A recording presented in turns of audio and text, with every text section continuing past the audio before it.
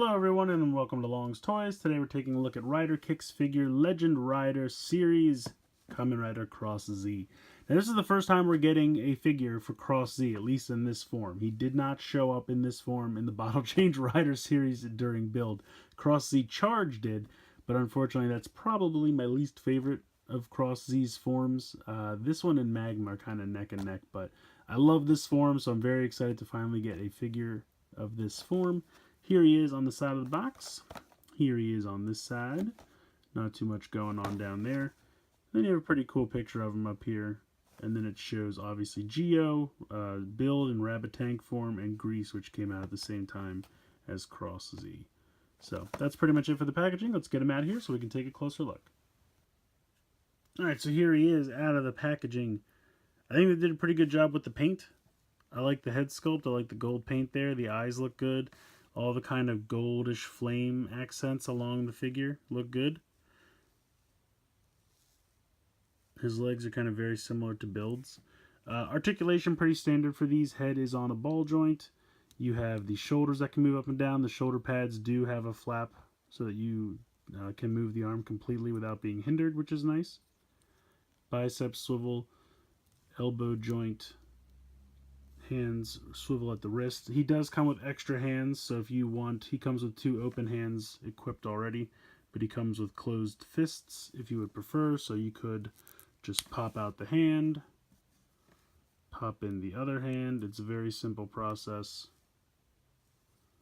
I think I'm going to leave him with the 2 open hands though. There we go. He does have torso articulation, kind of a ball joint there. He does have out to the side, to the front. Back is kick is a little limited just because of how the butt's made, but that's pretty typical. No thigh swivel, but you do have 90 degrees in the knee, and then a ball joint in the ankle. Now, I don't know if they're all going to be like this or if it's just mine, but you can see that the ball joint is just a little too close. So he can still move around, certainly all the way around and a little bit side to side, but he doesn't have quite the tiltability in this ankle because you can see the foot's just a little too close. Like you can see the gap there where this one doesn't have that.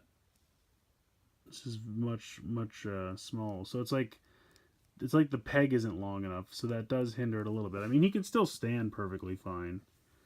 The foot doesn't sit as flat. And then he does come with the, I believe this thing was called the Beat Crosser. It's been a while. But it looks good, nice molded in detail. Obviously it's all just molded out of one color, that being black. But he holds it fairly well, and I think he looks good. I really think they did a nice job.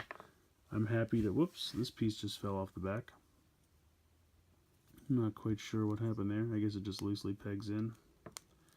Not a big deal. I don't know, this is falling off a lot now, which is kind of a bummer.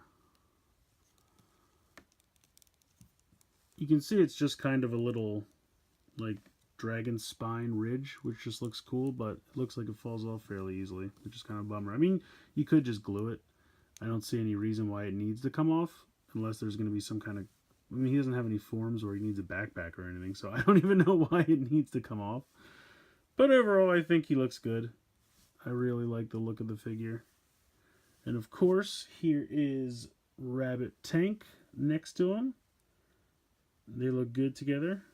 Very, very cool. So I'm happy to finally get a hold of this guy.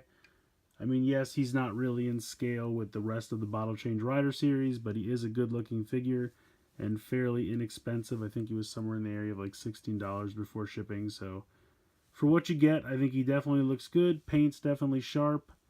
Articulation is definitely there. Like I said, the ankle on mine's a little messed up, but I'm hoping that's not the same for everybody.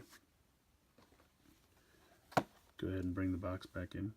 But yeah, he looks good. I mean, like I said, this thing on the back falling off is a little bit of a bummer, but it's also not super crucial either. So if you don't like it, you can just take it off.